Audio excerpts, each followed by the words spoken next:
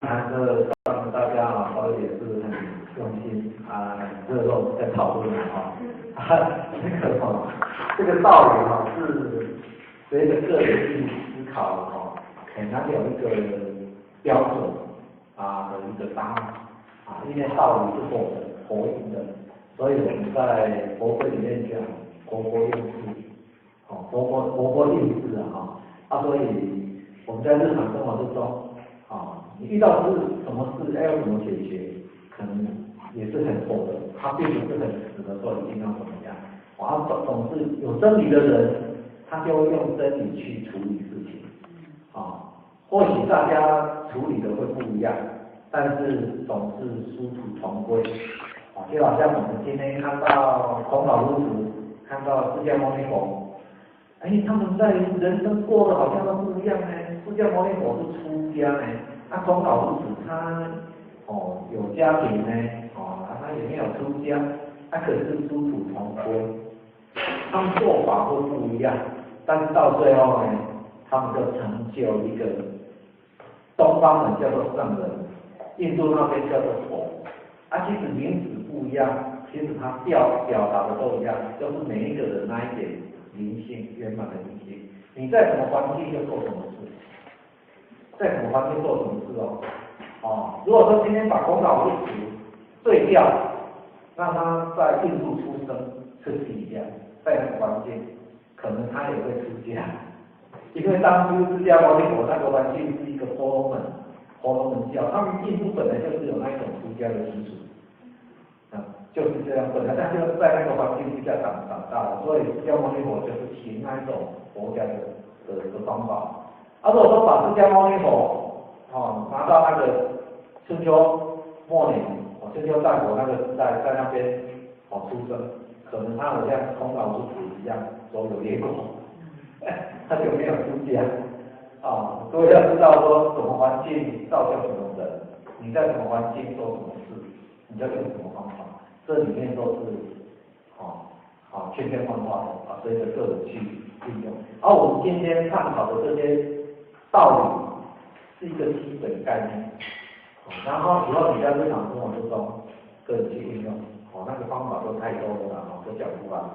接下来我们来看第六章，大家也一起来念子曰：弟子入则下，出则进，谨而信，泛爱众，而亲仁，行有余力，得以学文。现在来研究这一段，看起来都很简单。如果说要把这一段，我们现在在座的年轻朋友，在考试的话就要100分，很简单。那什么意思呢？国文，这算是国文嘛？以前或者在读国文也有读过孟子或者是孔子讲的，要看也是很简单，考出来是绝对会的。问题是我们去引申它里面的含义，它的含义当然都是讲做人的道理，从头到尾讲到最后都是劝人为善看起来很简单，其实它里面有精神。孔老夫子他讲这些道理，他从某一个精神讲出来的，而我们今天听了这些道理之后，我们要回归到那个精神，是这样的去体会到他的境界，不只是说文字上我知道他的意思，应该从文字里面，然后去慢慢去体会到他的精神。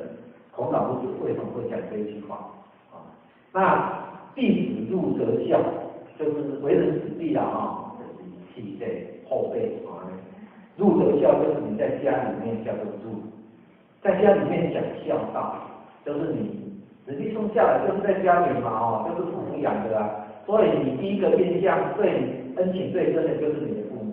那你在这个家庭里面对父母不会孝，你说出去到外面能够要说我到外面能够做很多好事，觉得怪怪的，是不是？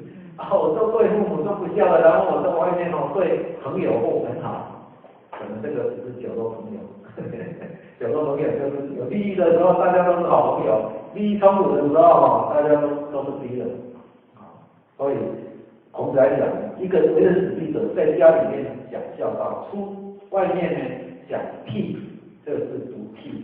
悌就是譬如说兄弟之间的关系叫做悌我是当人家弟弟的，我对我的哥哥要尊敬那个叫做悌的意思这个是不必的那不是悌那出到外面，你跟朋友在一起朋友或者是跟比我年纪大的人在一起你就要尊敬他叫做悌。谨而信谨就是要严谨严谨生活要严谨严谨的另外一个相反的意思叫做糜烂，糜烂的，我这样有时候生活要严谨一点，要控制一点这个控制两个字很重要当然你不是说我要控制到我自己都很别扭很不自在但是也要稍微控制。人要会一个人会要求自己控制自己的人成就都会比较好。这是有经过研究的。有一个影片或者有看过在 YouTube 里面有看过一个影片，他是在研究一个小朋友，好像3、4岁就开始跟他研究。他从一个人，因为每一个人的个性都不一样，有些人的个性是比较会控制自己的，有的人他不会控制自己，他怎么样要怎么样。那两种性格的人，他们在做实验。那他做什么实验呢？可能各位有看过我们讲一下如果说你有看过就有印象。他好像在哥伦比亚做一个实验就找了很多差不多3、4岁的小朋友，然后他怎么实验呢？就把他关在一个房间单独关在一个房间，然后跟这个小朋友讲，这边有棉花糖放在你的前面你的棉花糖很好吃的有糖果。那跟小朋友讲，你这个棉花糖在你的面前，你如果说能够控制你自己15分钟之内不吃，我还会更多的棉花糖给你。如果当然没有吃的就没有了你要控制你自己把它关起来然后有摄影机在那小朋友不知道。有的小朋友，你看到棉花糖一下就拿给他吃的，晚上还要15分钟，我现在也要吃的，他控制不住。但是有的小朋友他控制，很好吃，但是我要控制我自己15分钟之内不能吃。有的人就这样控制自己，他就这样经过考验。有的人是功亏一篑，在已经时间快到了，但是他还是控制不了，就把它吃了。所以他们在做研究。能够控制在15分钟里面不会吃的，表示他这个人的控制力比较强，比一般小朋友强。他的节制他自己的那种能力比较强。有的小朋友他要怎么样就怎么样的，没办法控制的。听说以后在人生经过不知道10年还是15年的一个观察听说这些小朋友他的人生的遭遇都比较不好。我们也怎么想的？因为他要怎么样就怎么样，他最近都是这样我要骂人，我要打人，我要讲他读书就读，不读就不读，我要去哪里玩就去哪里我要去哪里就哪里去哪里。他比较不会控制的这些小朋友，以后到最后好像人生的机遇都比较不好。这是他们研究出来的，经过10几年之后再观察。这个哥伦比亚的这一种实验好像就拿到不知道美国的哪一州。实验也是一样，还有韩国人他也好像也拿去实验，结果好像都有这种道理。这叫做自制，你自己怎么样控制你自己？其实人如果说不控制自己的话，比如说了我明天要考试了，刚才我的现在去做什么？这个要差，因为他到时候功课很好的人就不用比，功课很差的人怎么样控制自己所以说外面人家朋友在说哪里好玩，要叫我去，但是我现在根本还没准备好，我就要控制我自己那个考我大概是这样或者是说我的个性就是很会骂人，不会控制自己的人，我要骂就骂，我要怎么样就怎么样，会控制自己的人他就会节制。虽然说我很生气，但是我不能骂人，但是我不能打人，但是我不能发脾气，我要控制自己。所以往往会控制自己的人听说成就都比较好，这是人家实验的所以这个谨而信就是会严谨。有时候我们需要对自己严谨，而信就是讲诚信。这个字面很简单嘛，泛爱众，泛就是很广泛，去爱众人，叫做泛爱众。所以这个泛你放进去这个精神就不一样。我们有时候在爱一个人因为我跟他很好，感情很好，所以我很爱他。其实这个泛他在展现一个人崇高的一种性格。他爱一个人，不是只爱一个人，他是爱全部，叫做博爱。这个精神很难做到的。不要看这一句话，这一句话是很难做到的。你是不是这样？大家讲一讲，你爱一个人，是你喜欢的人，你才会去爱他；你不喜欢的人，你不可能会去爱他。这个人都在讲我的坏话，你不可能会去爱他。你会爱他的人就是这个人对我很好，这个人对我有恩情，这个人是我的谁，你才会爱他。如果不是的话，我管他，他都讲我的坏话，他是个恶人，他是怎么样，你怎么会去爱他呢？但是泛爱众就不一样，他的爱是广泛的。这种心境是像我们弥勒佛一样，这个大度的那种了却人间多少事，可是数量很大他能够容纳所有的人，看法跟我不一样的人，我还是会爱他。叫做泛爱众。所以，耶稣基督他们才讲天主教他们来讲博爱。你的爱不是针对某一个人，而是全天下的人。如果说我们把这个精神讲到佛菩萨的精神，菩萨的精神就是天底下的众生他都要救助，不是说救好了然后坏人不救，坏人他也要救，有机会他就要救。这个就是一个很广的一种心量泛爱众。而亲近人，亲人这两个字，人就是仁德仁爱。亲近仁爱，这个他谈的都是一种精神什么叫做亲人？比如说，大家很喜欢来道场，其实你就是在亲人，因为你这个道场就是一个很和谐的场所，我很喜欢去亲近这个场所。这个道场都在讲慈悲的道理，讲道理的，我很喜欢这种场合，我要亲近，这叫亲人。但是我相反呢，亲不仁，什么叫亲不仁？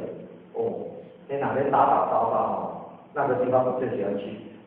有这种人你叫他在这边安分守己，他不要了。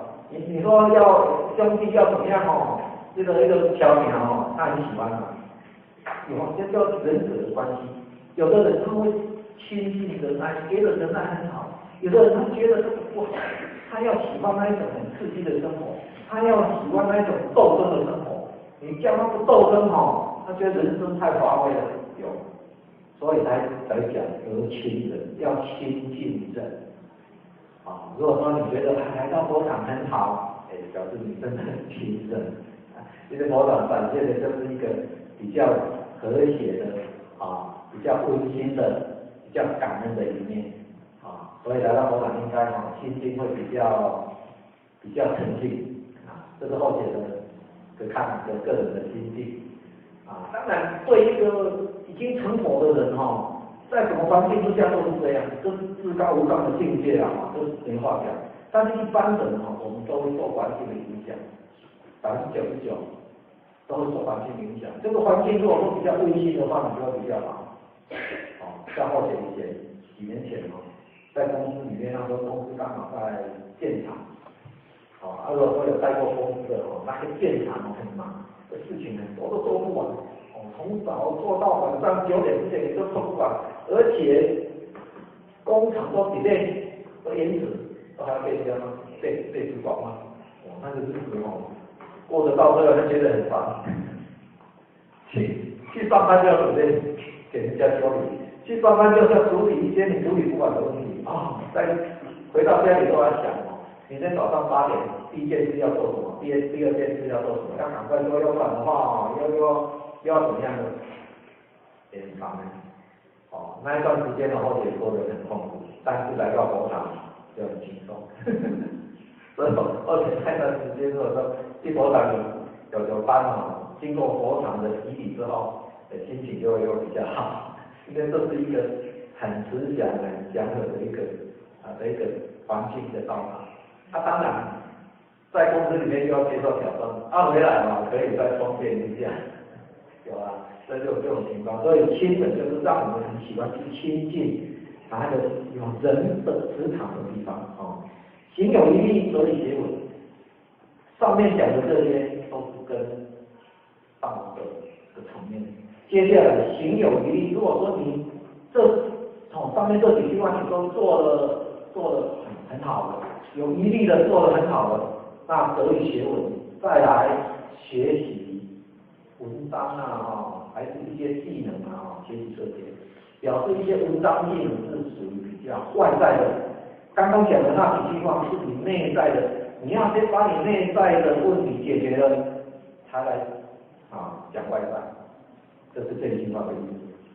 不过他的意思是说以什么为主当然不用先后或者是认为不用先后，而是要有主跟副的差别。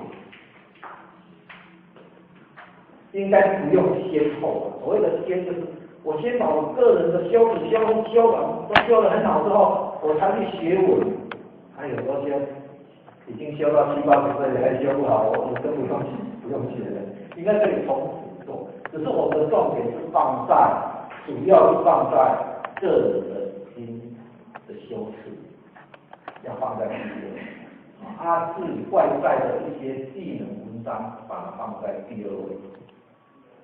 所以这个时代的关系各位有没有觉得以前古多到跟我们现在时代不一样孔老夫子那个时代，大部分他们写的都是做人的道理比较多，我们现在的时代写的都是一些技能比较多，所以现在的学校的教育就是教你英文、数学、物理、化学，都是教古时候可能比较没有那些东西嘛，他们只是教一些古时候的文章，然后一些为人处事的道理。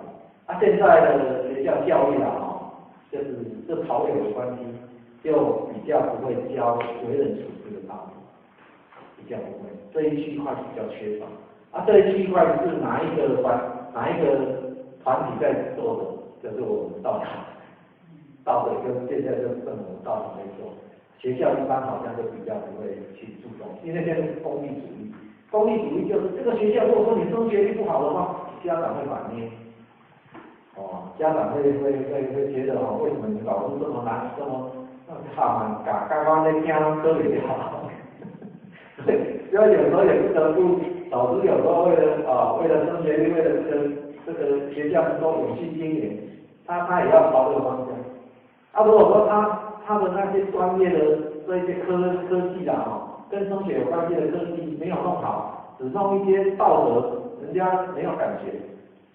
做一些道德的事没有人会有感觉，但是只要我升学率好，大家都有感觉，这是现在的一个趋势所以变成说我们变成说道德这两个字就放在道场。现在整个社会是这样，放在道场做在研究，所以我们今天会研究伦理。你看哪一个地方在研究伦理？我们道场研究大学、中庸、金刚经、道德经，你看哪里有在研究？好像很少，大部分都是我们道场，因为我们道场就是主要的就是以这个为主。那现在问题来了人生治国，我们刚刚这个其实都离不开治国的治国它有两个层面，一个是你的专业。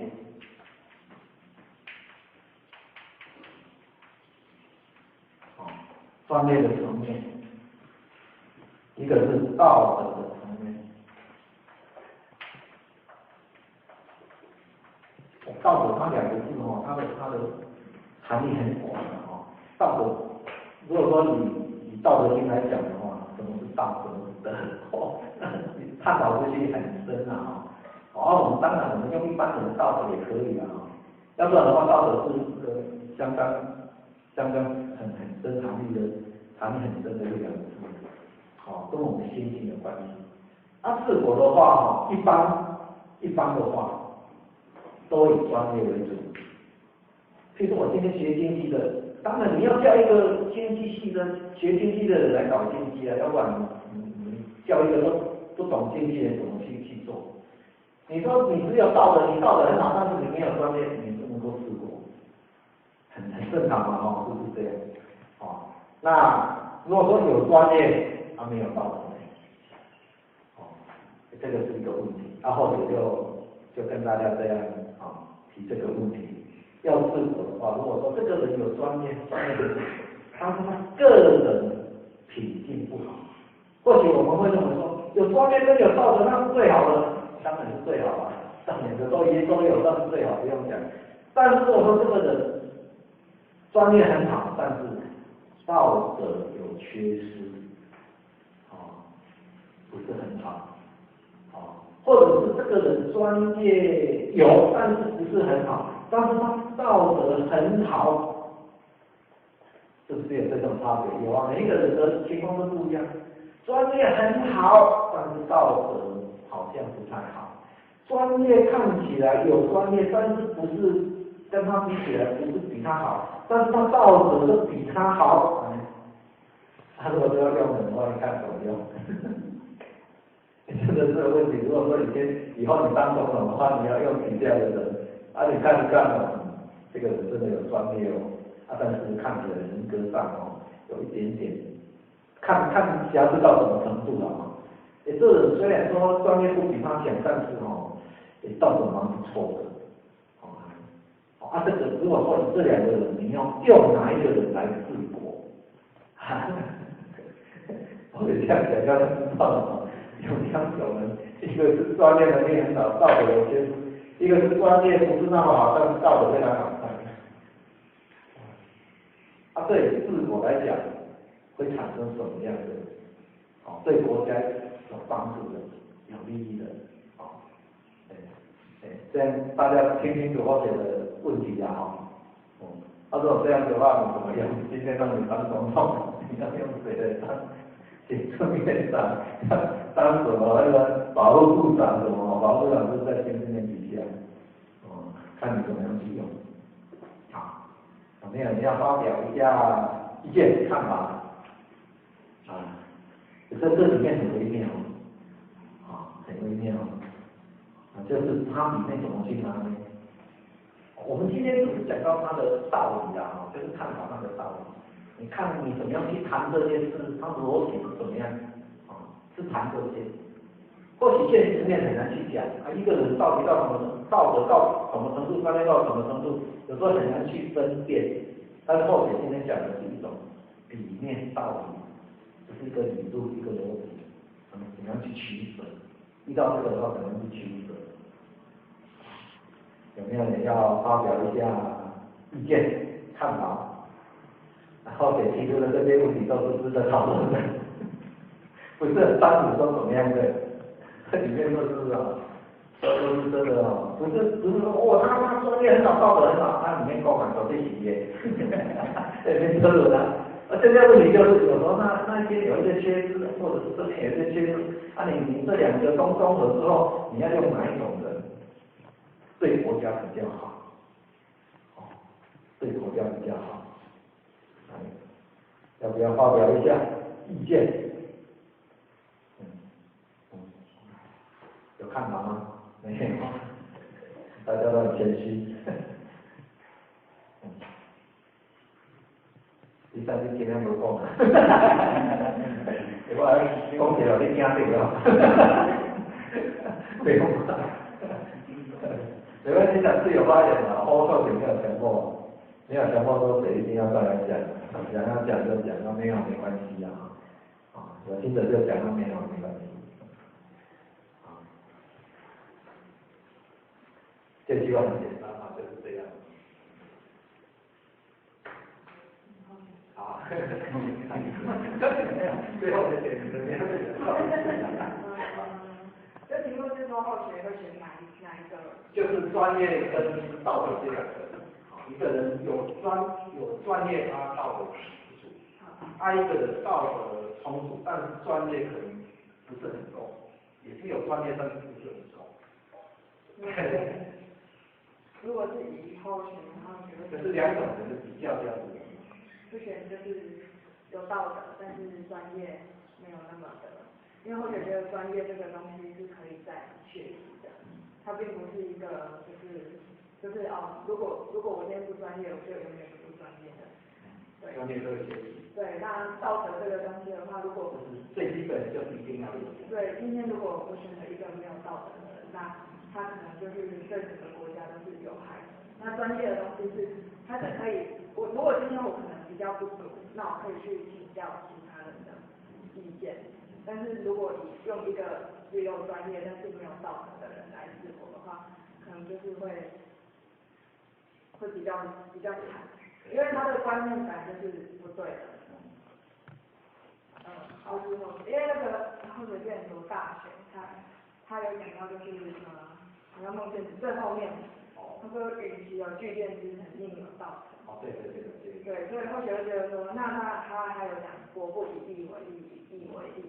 可是如果今天是一个没有道德的人，他可能就是以义为对，以义为重点。那这样来教育国民，就是像我们刚刚上一期所讲的，就是以人道跟霸道这两个，就是或许觉得人道跟霸道其实重点有点像后面那个道，我要用什么样的道去治理我的国民，其实也不是说治理，或者觉得是教育国民。今天在上位者如果他做出来的是一个很没有道德的样子，那这样我们的国民他所学的就是这个样子，那导致整个国家社会都会崩坏。但是如果在上位者他是一个有德性的人，其实人民是会学习的。这就是或者刚刚就本来想说要讲就是为什么不要用霸道，是主要是因为其实人道它应该是要从内心去升值在民众的心里面，那这样整个国家从上到下都会很好。就像之前我们就在讨论就是有没有要废死的问题。可是或者那时候知道这件事情，或者其实只是有一点。或者是难过，觉得那个小女孩很可怜，但是或者并没有觉得一定要去谴责那个做这件事情的人。第一，觉得这样的氛围在我们好像我们的心里面都产生一个我要杀了这个人，就是因为大家觉得说那个人很可恶，那以至于说为什么最近好像接二连三都又有类似的事情发生，因为会觉得我们的国家跟社会就像一个能量场。今天如果我们产生的能量都是很负面的，就是我要杀了这个人，我要杀了这个人。当然我们是基于正义啊，觉得那个人就是太该死了，但是我们这样很负面的情绪会投射在很多人的身上。对，或者觉得就是以人道治国的话，其实是从我们的内心，就像我们佛堂教我们的，就是正心不语引为恶意东西。如果我们的起心动念都是不好的，我们就会投射在其他人身上。所以当我们看到别人做不好的事情，我们就起了更坏的心，这样我们的社会就会更差。所以或者上一次就是发生这件事情之后，或者是有鼓励我们学生说，我们不要去恨，但是我们去念弥勒真经回向给这个社会。以上是后学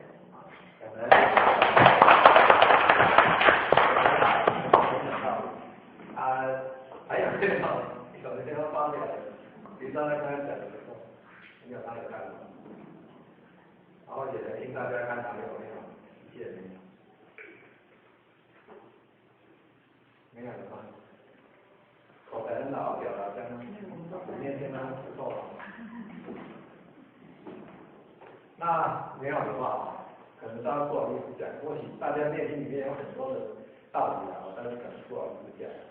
那或许觉得啊，或许个人的一个小小的看法而已。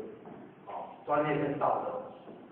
刚刚我们第三也有谈到就是不要以恨去面对人家，这个基本上是相当好。所以或许很佩服的这一次发生的那个小女孩的妈妈，我觉得听她在讲话真的是很有理智的。遇到那个事情的时候，她自己不会生气，不会恨，还要怎么样？真的是这个妈妈不简单，而且觉得这个妈妈很有理智，而且又有爱心，看起来又很坚强，不简单啊！一般人遇到这种事可能崩溃了。不过他看起来很简单，而且很有理智，在思考问题很有理智，不简单。这叫做情感跟理智哈，这两个东西有时候很难拿捏。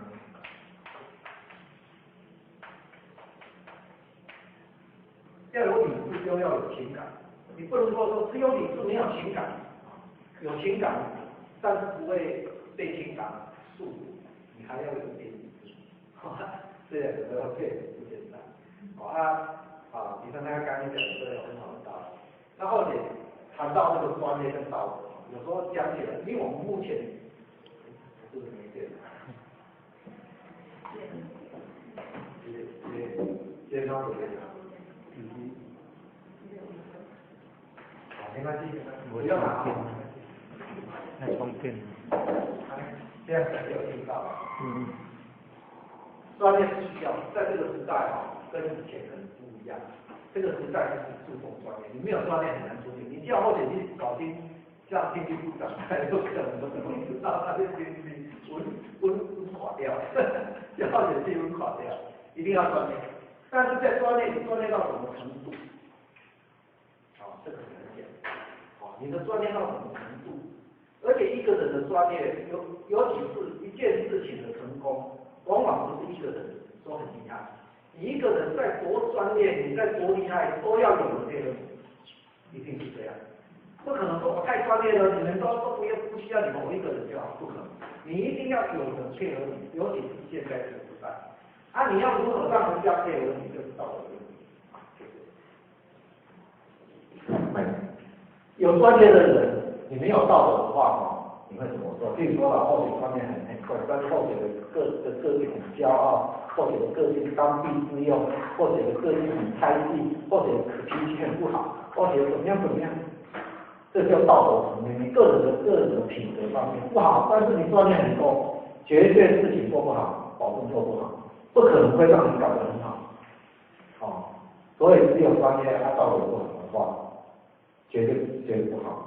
那一个人有道德，但是他专业不是像刚刚或者讲的那一个那么好，或者是只有一半当然不能完全没有了，完全没有不可能去做那个位置嘛。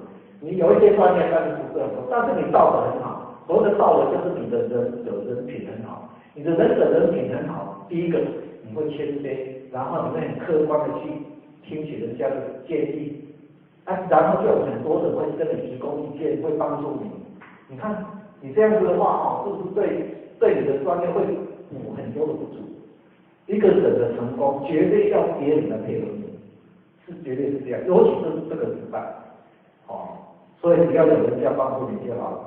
因此后面还有一个理念，比如说当总统只要好的人要去帮助你就好了，这叫贤，尊贤。以前古时候叫做尊贤。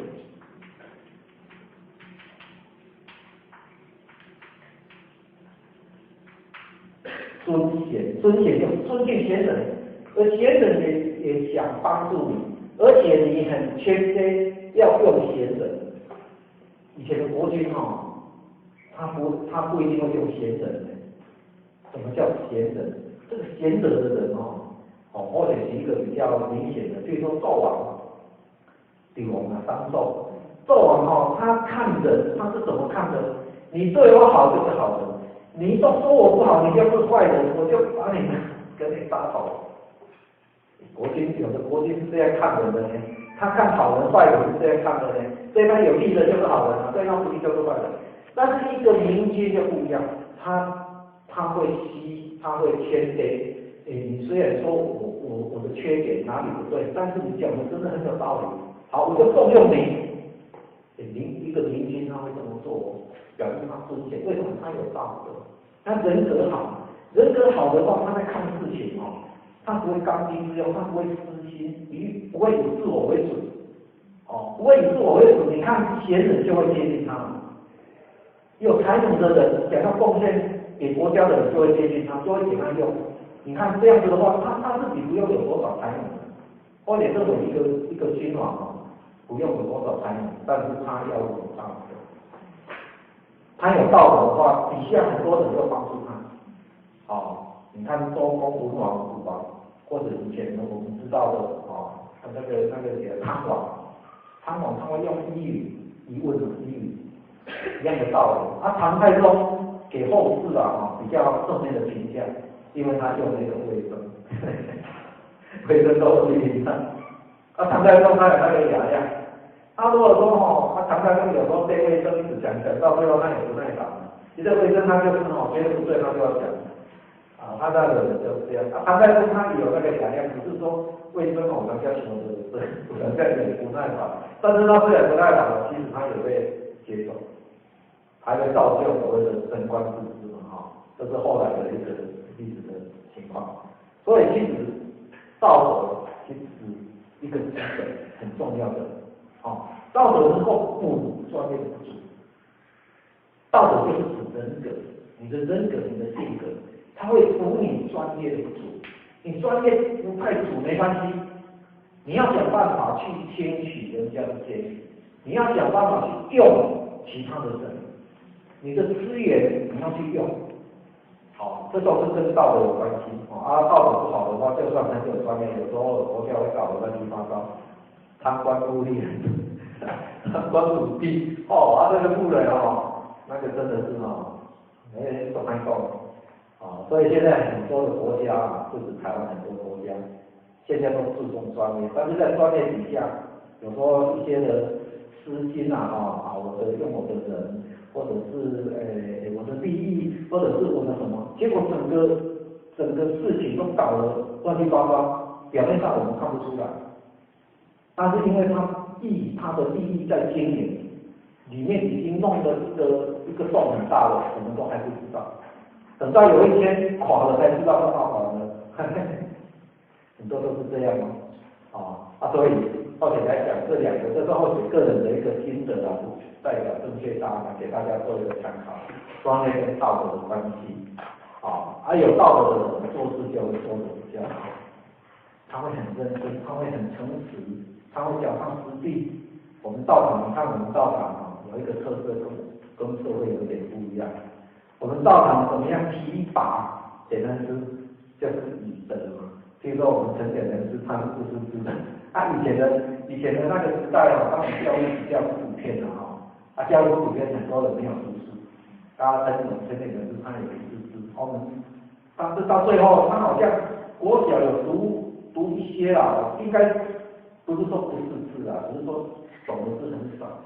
然后我们陈简人好像也本来好像不是字嘛，而是比较就这样子练习这样子。你看他们的道德层面是相当够，所以他们在做事很严谨，做事很脚踏实地，他们就能够造就一片道场。纵然他没有很多的才能但是旁边的人会帮助他，旁边人会帮助他。他这个人很谦卑，又会去用其他旁边的人，你看这是道场都会很好。而且只是讲这个里面其实是就是以道德为主，你的专业为主，这样两个互相配合或者这样讲，让大家有点意见，有意见，其实很开心的。我们说那个陈小师在组织这个发展拍掉到处，没关系我们这个开放的真理是越辩越明真理是越辩越明我们不是面子你如果说话脸子我说话那几天，我们修行人不要顾这个面子以真理为主，看哪一种道理比较正确，就讲出来让大家能够去吸收，这是最好的，不要考虑到个人的面子问题。修行就是要从道德进去，如果说只顾着面子道德就会减分没有什么面子的问题就是真理越辩越明所以看大家还有什么问题都没有其实我们在讨论的当中如果说你还有另外一个看法我们可以提出来，或者是刚好我有遇到另外一个问题，但是跟这一句话没关系，也没关系，就刚好从那以我想的这个业是本空这是本空其实也没关系这都可以讨论的如果说大家没问题的话，或许觉得我们先来读后面，可能我们今天要到讨论没时间的我们后面几句几章先读一下，让大家大概有一个概念，说我们这一次来到底是要研究哪几章，当然不一定说大概读一下而已啦，因为后学没办法去知道说下一次来要到底能够研究几段，因为这个时间我们没有固定说一定要今天要讲几句啦，没有这样它比较活用所以后面我们先来读一下第7章，就是下一次我们要大家要研究讨论的，然后大家来读一下第7章子夏曰：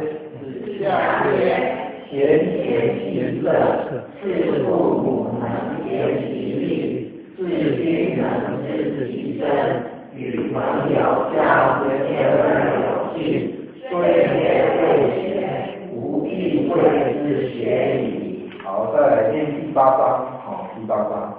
子曰：亲子不重则不贵，学则不固，主忠义，无有不如己者，过则不犯改。再来第9章。曾子曰：政中虽远，行则虽后矣。好，读到第10章。第1才子其父与子贡曰：夫子至于是邦也，必闻其政，求之与，亦与之与。子贡曰：夫子温良，恭俭让，以得之。夫子之求之也，其诸亦乎人之求之与？我们下个应该不会超过10章当然研究多少他们的少，也不讲的因为这是可能很切切分号的了那后学因为后学的班后学前一阵子有注意到我们这个班刚好有2堂课跟后学的台北有冲突，我就在这里先跟大家报告一下了他看怎么样你的直接怎么样改，我们就要后续怎么改。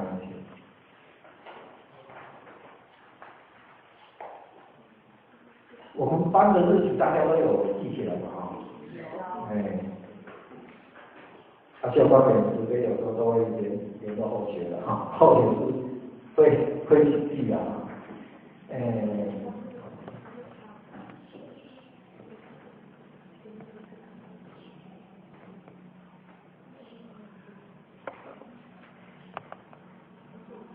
9月3号，抱歉，9月3号这一天我从因后学要到，刚好在台北。9月3号这一天，还有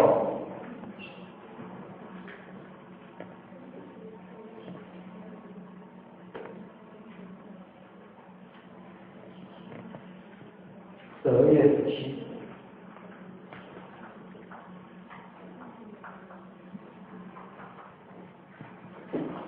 就这2天，抱歉。因为以前后学我们这个班刚开始的时候，后学跟秀班讲的就是没有讲到这个，因为这是好像后面再接着还是怎么样的后学方面，所以这2天9月3号跟12月17冲突，跟后学北部的班的冲突，所以看这2天我们怎么样去面对掉，这样。好，马上去，让大家都知道这样。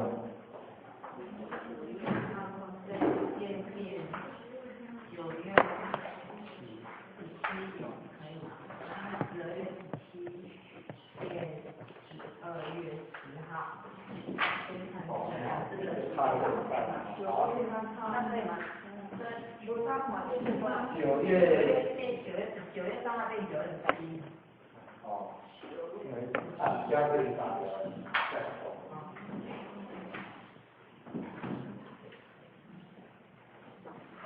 9月3号变9月17，可以吗？然后10号。现在很讲这个可以，那可以了，而且大家暂时可以麻烦这个16几了。9月11号，看大家有没有什么问题。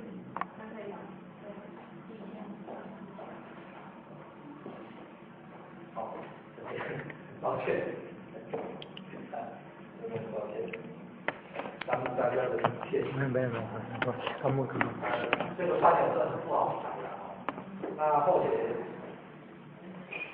北部那里的班我们曾敏任跟王敏任王金龙敏任2个也是排了很久，因为班怎么排都会冲突有的第1个礼拜也有班，第2个礼拜要班，第3个礼拜排到最后，我们北部那边的假设培训班大部分都是星期六因为我们星期六比较少，但是排星期六有的学员星期六要上班，有的还要上班但是没办法，真的是没办法力熊掌都隔天，那只有提升一些，所以我们北部的班大部分都是星期六但是有几班没有冲突的就礼拜天所以后写的班很多都礼拜六所以刚好这2班跟我们这一班冲突跟大家做一个报告，很抱歉很抱歉好，4点了，我们今天的班就到这里结束希望大家在学习的当中都很有兴趣或者刚刚讲的，或者看到大家来，或者很高兴，你哪回来或者听听为了要让这个班能够有序经营，希望大家多牺牲希望大家多用心即使在用心的当中，就是在成就自己。我们今天就是借着《伦理》这一本书，让我们每一个人的心境更提升，让你的智慧更提升。心境提升，智慧提升，你的人生就圆满。人生圆满不是用求的，不是去求我求不到，保佑我，你让我的人生圆满，绝对不是用求的，是你自己要提升。我们自己不提升，我都没办法帮助我们。我们修行人要有这种体认，这样知道了好，也就是说以后要点光明灯要点到自己的心上来，不要点到外面去。要得看新闻了，那个龙山是什么？要点光明灯，点到排队排到要打架，要吵架，或者总是这种你光明灯那个光明灯还没点到，你内心就黑暗了。你用黑暗的心要去点光明灯，怎么点成光明呢？奇怪，自己心光明最重要，不要在外面求。那后面就跟大家就到这里，最后祝大家身体健康，万事如意，谢谢大家。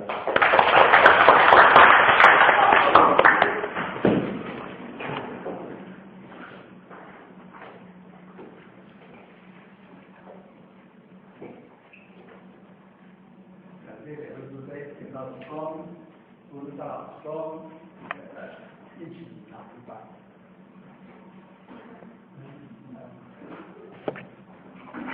一般将标准3公里连到中，转中，转中，感谢助理中，感谢讲师指挥中，分到中，转中。转中，感谢助理指挥中，感谢讲师指挥中，一起评价全到中，转中，转中，评价中，评价讲师中，分到中，转中，转中，评价全中。实价讲师中，好，大家